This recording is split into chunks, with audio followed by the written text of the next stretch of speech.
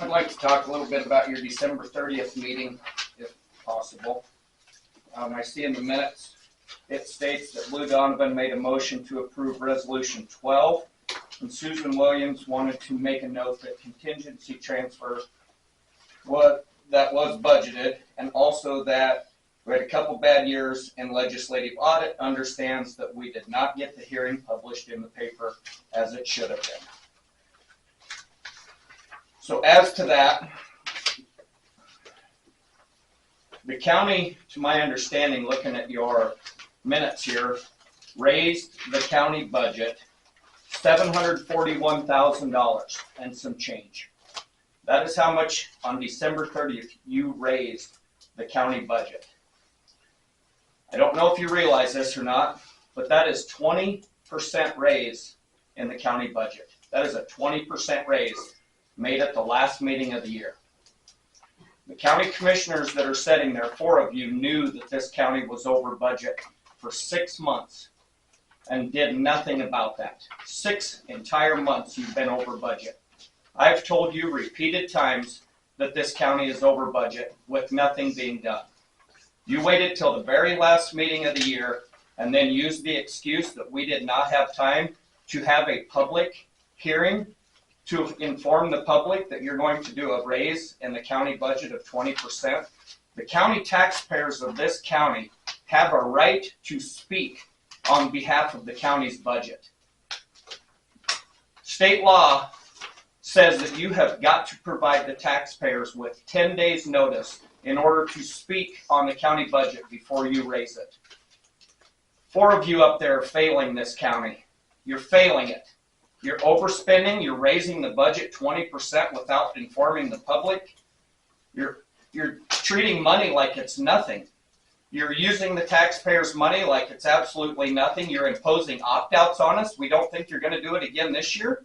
You don't go $900,000 overspending in 2 years and not think another opt-out's coming. I will be here to fight you on this opt-out again.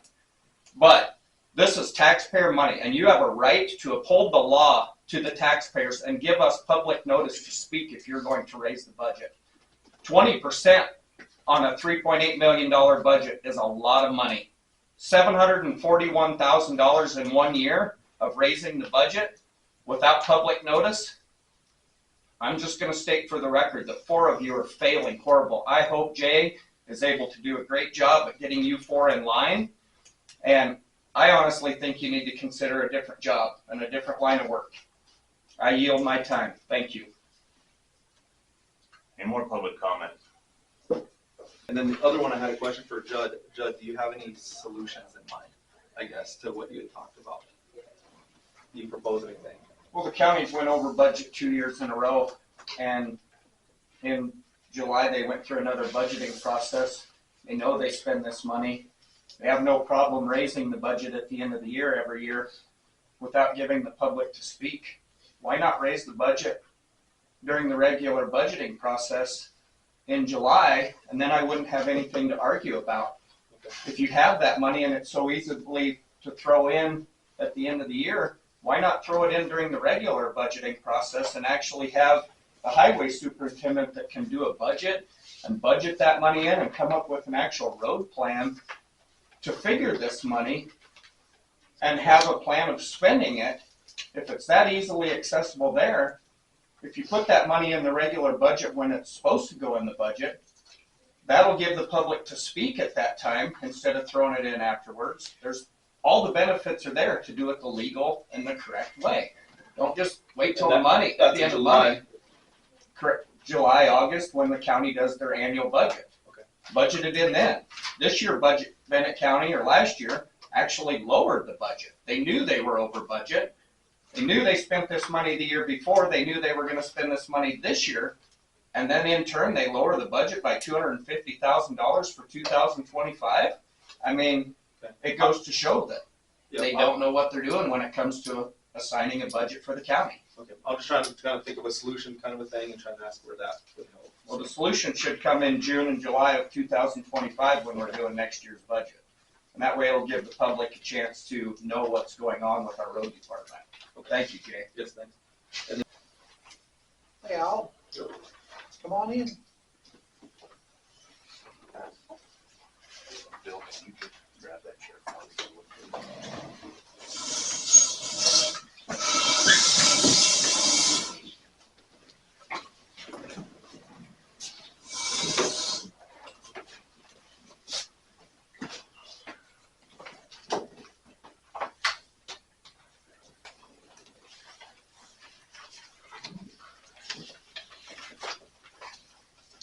We finally got the audit completed, and so I'm here to report on what our findings were. We're gonna start with the document that says draft on it. Those are our written comments for this audit. I think these get also put in the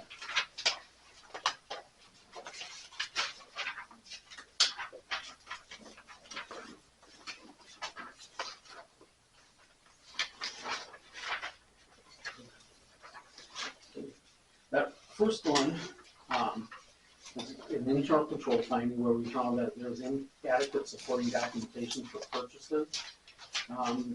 We can quote some of the laws that talk about how they were supposed to document things. Basically what we found invoices submitted for gravel purchases did not always include load slips to support the tons purchased to allow the county to determine if the appropriate amounts were billed and are the correct bid price paid. Invoices submitted for gravel hauling did not always include adequate information indicating the actual tons and miles hauled to allow the county to determine the appropriate amounts were billed. We kind of repeat ourselves, I guess, a little bit, but invoices submitted for gravel hauling did not always indicate the roads to which the gravel was hauled to support the miles charged to allow the county to determine that the services were actually performed to record the costs to the appropriate roads in the cost accounting system. There's another law that requires you guys to maintain the cost accounting system at the highway department, and that each year there should be a report printed out from that highway cost that shows how much it costs you to maintain each specific road, each piece of equipment, and some of that stuff, and that's a requirement of state law that you have that type of system too. And I'm not sure what you have right now for a cost, who's doing the cost accounting system and stuff, because I don't understand if you have a bookkeeper right now, right? So, This is for what year? this is, we audited 21 and 22. Which is previous board. Yeah, Two Previous board. so yeah, this is 21 and 22, so. Invoices submitted for snow removal did not include the dates when the snow removal services were performed to allow the county to determine the services were actually performed. Invoices submitted for snow removal or other road work did not always indicate the roads where the work was performed to allow recording costs, again, with the cost accounting system. Basically recommend that county required invoices be submitted, include load tickets to support quantities received, information indicating which roads were impacted by the goods or services being purchased, and that the appropriate information to verify that the awarded bid price was also paid. And our second comment that we have is non-compliance with state competitive bid statutes. Again, the first part, we quote some laws and stuff in there. That next whole page is stuff quoting the laws. And then the gist of it is in the next part where we, under the context. These are the things that we found that we felt were in violation of state bid laws. The county awarded all bids received for gravel purchases, gravel hauling, equipment rental, and road work. An analysis of each project was not completed to determine which awarded bid was the actual bid for that specific project. When you award all bids to everybody, every time you guys use one of those to do something, there should have been an analysis done and said, okay, we're gonna haul to this road. These are the different prices we have for the hauling and stuff, and so this is the true low bid for that project. So you still got it, even though you awarded it all, you still got to calculate to determine which is the low bid price for that project, and to go with that then. County awarded and paid for ditch pulling projects to a vendor that was not the apparent low bidder. The county awarded and paid for pit run gravel purchases to a vendor that was not the apparent low bidder. County awarded and paid for road blading projects that were not included in the specifications for road work. The county awarded and paid for culvert replacement projects to a vendor that was not the apparent low bidder. The county made purchases of crushed gravel without advertising for bids. Bids received for gravel hauling in 2022 were not comparable as one bidder bid per mile and the other bidders bid per ton mile. Snow removal services were not bid for the 22-23 winter season. County let bids for culvert removal replacement, blading, road maintenance, and snow removal on April 6, 2023. There was no record in the official minutes that the board ever accepted and awarded these bids. The county paid for snow removal projects in 2023 to a vendor that was not the apparent low bidder, even though there was no record of a bid being awarded. The county paid for culvert replacement projects in 2023 to a vendor that was not the apparent low bidder, even though there was no record of a bid being awarded. And then the county paid for oversized rock in March of 2024 at a bid price other than what was the accepted bid price that wasn't effective until May 2024 when the bid was awarded. We did go into 23 and 24 looking at these bids because of the problems that we were having and stuff.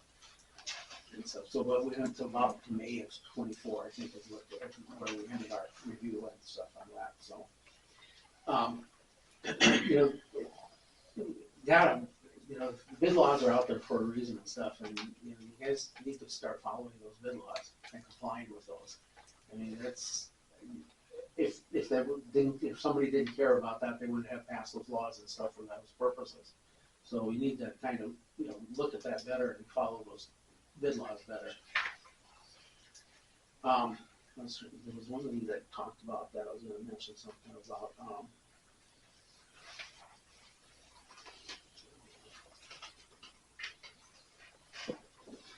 And that was the part too in the minutes. That one that you never could find any place in the minutes. You guys opened the bids, and the following minutes you awarded I believe the gravel hauling bid, but didn't address any of the other bids that you also opened that other meeting. And so there was never any documentation that any of those other bids for some road work and some of those things was never awarded to anybody. So.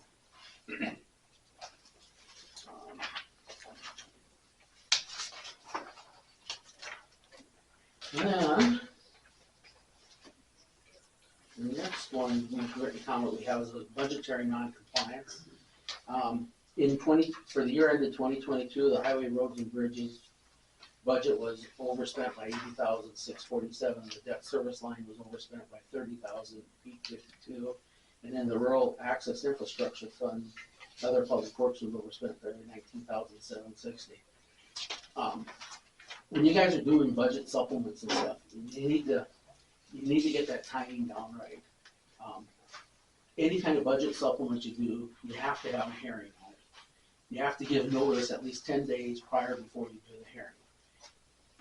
And the minutes then, when you get done with the minutes, they should identify. Normally, I guess what I see in most counties is that you'll see at one meeting they'll say, okay, we're going to set December 10th at 10 a.m. for our supplemental budget hearing. And that's usually done at one meeting. And then at the meeting, then you'll see in the minutes that say, okay, at 10 o'clock we had our budget supplemental hearing, no one appeared or whatever, and then you usually pass the resolution and stuff. You have to remember that resolution, normally the resolution isn't effective until 20 days after publication. However, we learned from at least the Bennett County State's Attorney advised their auditor's office that if they put in the resolution that it's, for the, I'm trying to think the wording and stuff, but anyway, more or less, in the last whereas therefore, or whatever they say, is that this will be effective upon publication. Because it's for the necessary existence of the county, I guess you could say, or whatever. So that's a kind of an exception to that 20-day rule, but you still got to get that around that. So it needs to be published. So you can't approve your budget supplements on the last meeting of the year. And then also, there's other laws that also talk about that. Okay, if you have an overspent budget, you shouldn't be allowing any expenditures for those things. Upon allowing anybody to pay, the auditor shouldn't be paying those things, because then there's some laws too that says you can be personally liable for any expenditures you authorize that there was no budget authority for. So you need to be watching these budgets. The department heads should be watching their budgets throughout the year. And if something comes up and says, okay, now we know that because of this, we're going to probably be overspent by the end of the year, they should be coming in and asking for a supplement before they go in the hole. not after we go in the hole. So, because technically, when you approve all those bills before, that you're violating another state law about budgets, overdrafts and stuff then.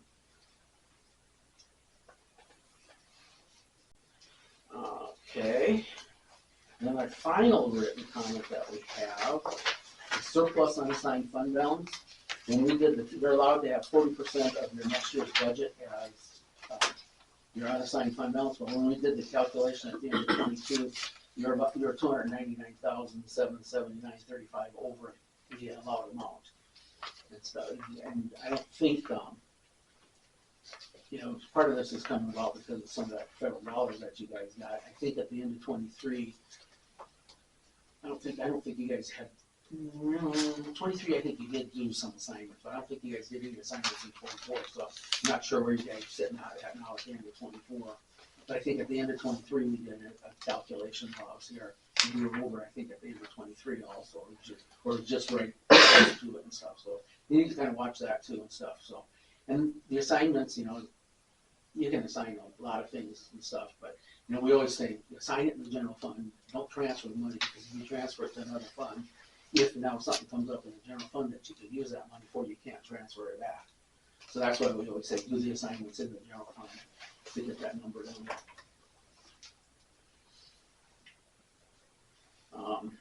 Those are the written comments. Now if we go back to the letter, in the letter that's about 4 pages long, and it starts out with that in planning and performing our audit. That one, this is what we call our management letter, and in this, we talk about the written comments too, but we also have oral findings that we feel that we wanted to discuss with the board also. And so if we go to like the middle of page 2, that first one there is about one of the internal written comments that we already talked about. So we go into that part with deficiencies noted in internal controls which did not rise to the level of being material. These are our oral findings that we found. The first one there is internal accounting controls were inadequate to ensure that custodial fund subsidiary records were reconciled with the general balances. Variance existed between the motor lead clearing fund and the 24/7 custodial fund. Just recommend that appropriate reconciliations be completed on those. Number 2 is we noted there was various methods of making changes to the accounting system, that they're not always an independent review process of the changes in place. We recommend that the county implement a review process for these changes. There's a couple of reports that can be printed out that somebody else can review and stuff to see. What can happen with the Ultra system is that they can go in and change beginning balances on accounts and stuff like that without anybody knowing and stuff. So this report will show that type of thing. Number 3, all bids received and detail of supplemental budgets approved were not included in the minutes. Recommend that you research to determine what detail needs to be in the minutes. Usually, there's a lot that talks about the full resolutions need to be in the minutes. Usually when bids received, all the bids received are usually in there because the minutes are a permanent record.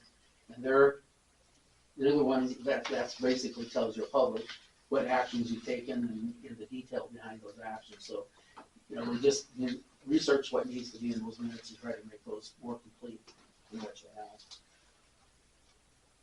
Number 4, the county at one time bought something off the Sourcewell contract for the bids.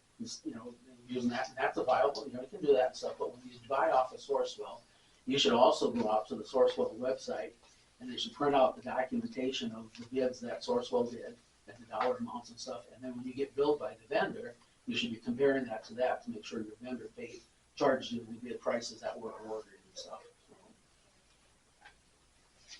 Number 5, county auditor is not reconciling tax account record to detailed listing of unpaid taxes that are no more than 6 years old. That's required by SDCL 1017-9. In the next section, those next 3 are the other 3 written comments that we talked about. So we'll skip that part and go down to the immaterial violations of state laws. County is not transmitting to the state's unclaimed property any outstanding checks that are older than 1 year old as required by 43, 41B, 14. that one has a conflict in there, that there's also a law in the books that allows counties to write off checks after 2 years, so, we see counties do either or type of thing, but it should be done on a regular basis. I can't remember how some of the outstanding checks were that are still on the books out there that could be written off. Additional pay to various employees in lieu of insurance is not addressed in the annual salary list approved by the county commission, and additional pay for premium pay was not listed in the minutes by employee. During our audit period, you guys did some premium pay, but anytime you do any kind of change in pay for anybody, whether it's a bonus or whatever, you need to follow that state law that like every January you do that complete list of employees. Well, if you give everybody a bonus, you also then need to redo that list again and say, list all the employees and the amount of the bonus that they get. Or in the annual listing, you should identify which employees are getting that in lieu of. I think at the bottom, you guys just putting in there that employees are eligible for in lieu of, but you don't identify which employees are eligible. And so that should be part of that salary publication that, whether it's their regular rate and then they're in lieu of insurance money that they're getting should be also identified by person. Number 3, the fire insurance money received in 2022 was not distributed to the certified fire departments. Also, we've noted too in the past that the percentages that you guys do use for allocating the premiums are contrary to what SDCL 1044-9.5 says how you should allocate that money. You're supposed to allocate it by assessed value and population of the area that those departments maintain service in. Number 4, we noted the county auditor had not prepared and filed with the Department of Revenue the required PT92 reports, which is a violation of 10.117. Noted that the county has not distributed any domestic abuse funds, which is a violation of 25.10.16. The 22 annual report was not published in the official newspapers required by 710.4. That law requires that the annual report be published within 30 days from March 1st, and the 22 report actually never ever did get published. I kind of talked about this next one, 7. The minutes of the governing board did not record at length all resolutions approved by the county commissioners required by 7/18/87. Number 8, we noted that the county is coding all court-appointed attorney fees for juvenile cases to the abused and neglected child defense budget when all cases are not the representation of abused and neglected children. You then report these expenses to the state, and the state reimburses you guys based on these under 26.8A16, but that is supposed to be only for cases that are for abused and neglected. So if you got court-appointed attorneys for other juvenile type of cases, that should be, if you want to track that, you probably want to set up a different expenditure code for those, because that shouldn't be going in and asking for reimbursement for that, because it's part of that abused and neglected and stuff. So that you guys need to watch that. And then the last one we talked about too, Round County not approving budget supplements, contingency transfers, timely to avoid budget overdrafts. Supplements continue to be before they're overdrawn. So those were our findings this can go around.